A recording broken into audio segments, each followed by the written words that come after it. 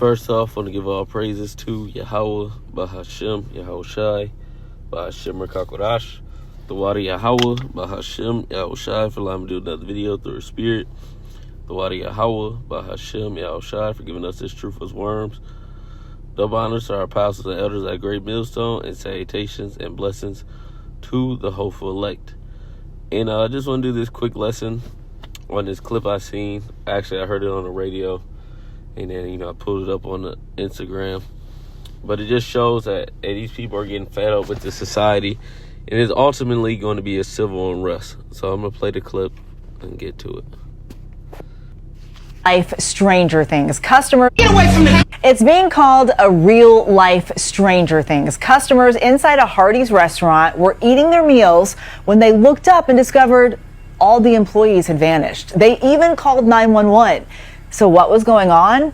Allison Hall reports on this fast food mystery. What happened at this Hardee's fast food restaurant? All of the employees have vanished, and it was a hasty exit. Police department. Hamburger buns are in the toaster. French fries are cooking as a timer beeps. Is it a real-life Stranger Things? Others are comparing it to the hit horror movie Weapons, where a class of third graders disappears. Customers at the Hardee's in Blue Springs, Missouri got on the phone to 911. I'm at Hardee's and there's nobody here. So the store is open and unsecured? Yeah. And there's nobody in there at all? Nobody. Ryan Eggers was the first to discover the bizarre scene. My wife was craving a hot ham and cheese melt, and I went to Hardee's, waited for about 10 minutes, and nobody showed up. No employees behind the counter, nobody to take your order. None. Did that strike you as odd? Very odd. In all my life, I've never encountered a situation such as this. There's Ryan, along with food delivery drivers who've just arrived, standing by as police investigate.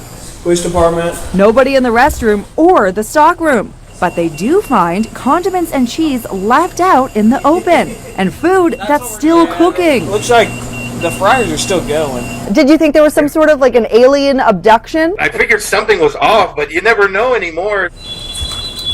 Then a phone rings. Hello? It's the Hardee's supervisor on the line. According to a social media post, there was a dispute among employees and they all left mid-shift. As for Ryan's wife and her food order, did she ever get her ham and cheese? That's a negative. But they did get. Yeah, that nigga was eating, so yeah, he went back there and made his own meal. But yeah, they had a dispute with the manager and they all got up and left. And people are getting fed up with this shit, man. They're getting fed up with people, their managers. People are getting fed up with how they're being treated.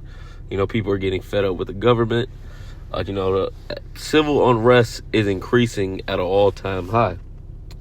Let's actually get that in Luke 21. Civil unrest is increasing, man.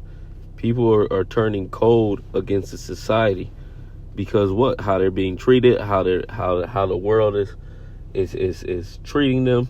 They're being misused and abused.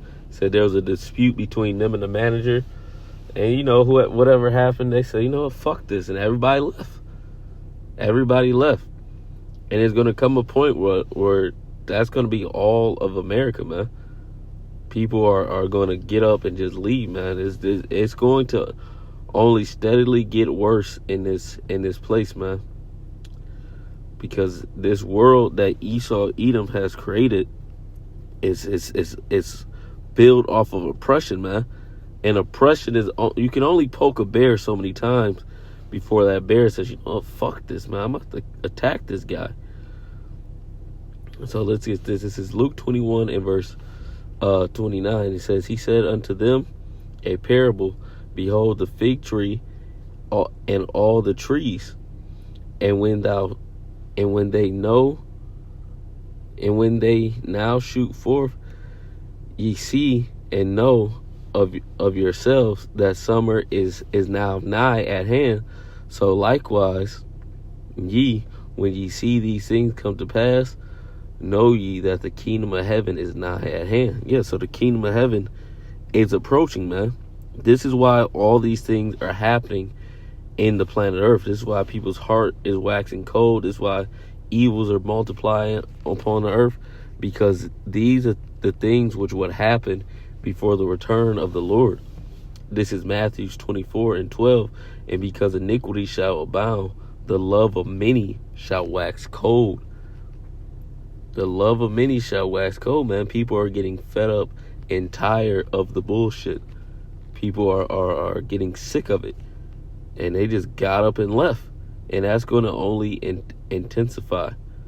It's only going to intensify on the planet Earth, man. Things like that, the grinder ceasing, it's only going to steadily increase, because this is the time of the end. This is not the time of life and flourishing. This is the time of the end of this society. We're at the precipice. So it's only a matter of time till something cracks in these people's head and they just go balls walls to no return, man. This is Ecclesiastes 12:1. Remember now thy creator in the days of thy youth, while the evil days come not, nor the years draw nigh, when thou shalt say, I have no pleasure in them. And these days are steadily approaching us, man. We're on a fast track unto the destruction of this place, and we're already seeing it through things like that, through civil unrest, through uproars of the people, through the cities being militarized. We're watching these things come to pass, and they all line up with biblical prophecy. It says, while the sun or the light or the moon or the stars be not darkened, nor the clouds return after the rain, in that day when the keepers of the house shall tremble. And the keeper of the house are these people in charge. Chiefly the elites. But your managers, these people that are in power, these people that are high up. Hey, that manager has to do something. He has no employees. That place is what eventually, if he gets no employees to run that place, what will happen? It will shut down. The doors are closed. I was at the mall about 2 days ago, and man, the mall is desolate. The mall is empty. The mall is barren, man. I remember when the malls used to be the spot.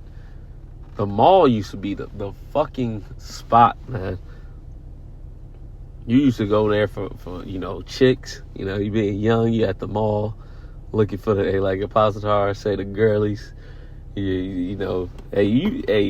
I ain't that old, brothers who around my age bracket. We used to go to the mall. Man, I remember going to the mall. My cousins, just fine girls, man. Fine women, talk shit, holler at them. You used to get in trouble at the mall. Now you go to the mall, you in and out. It used to be lines. Ain't no fucking line no more. Because why? You have the internet. But with that, you have another problem. Because you have these people who have to work here, and if people aren't coming in, what happens? It closes down. Now these people are unemployed. It's just like in Egypt, man. I always bring this up through the Spirit. Egypt was the economics of Egypt were broken down. When one plague came, they had to outsource to try to solve that problem. And what happened? They couldn't fucking solve it. The same things are happening again. There's problems that the Lord is sending through these plagues, and there's no fixing them. There's no fixing them. Back at it, and it says, and the strong man shall bow themselves, and the grinders cease, because they are few, and those that look out the window be darkened. The market, man. Those that look at the market are like, fuck, bro. They're just finished. It's finished, man. There's no hope for this society. It's on a steady decline. CTD, circling the drain. It's like a big fat ball rolling down a hill, man. A big fat snowball. Start off small, the snowball effect. Start off small, and as it steadily goes down, it increases more speed and it gets bigger, man. And that's what we're witnessing here in Babylon the Great. This society is collapsing upon itself, man. And there's nothing anybody can do to stop it. And these people they have to live here. So what are they going to do? They're going to eventually rise up, man. The scriptures speak about civil unrest. These people are going. They're on the brink of losing it, man. Best believe. This is 2 Ezra 15 and verse 16. For there shall be sedition among men, and invading one another. They shall not regard their kings nor princes, and the course of their actions shall stand in their power. Yeah, they're gonna do it, man. They're gonna lose it. Let's get that in the GNTD. See what it says. The GNTD. GNTD. That's what it says. 2 Ezra 15. That was 16, I believe. It says, there will be a great political turmoil with one group trying to overpower another and gain control while ignoring the legitimate government. Yeah, they're gonna ignore these powers that are at hand. This civil unrest is shit, man. You got the MAGAs divided. You got the people. You got the racism steadily increasing.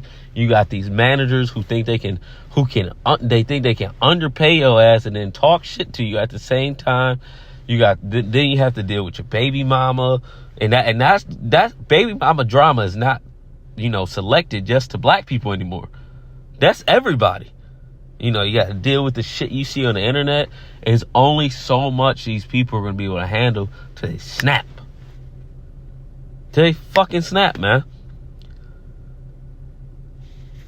And what is the government going to have to do? Which they're already doing. They're already militarizing these cities. And when these people break and they go crazy because you think they just after the brown, they're going to be after you reds too, you whites too. When y'all snap and y'all lose y'all fucking mind, who's gonna put you down? The military, man. It's all being set up for this perfect storm. This verse 17 of GNTD says there will no longer be free access to the cities because the struggle for power will bring destruction, terror, total confusion wherever people live.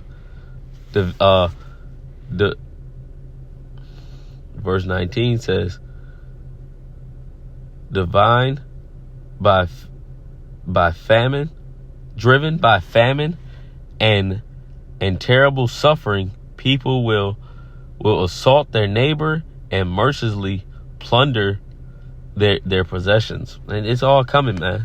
Hey, the Lord spoke of these things that would happen, and they're all soon coming to pass.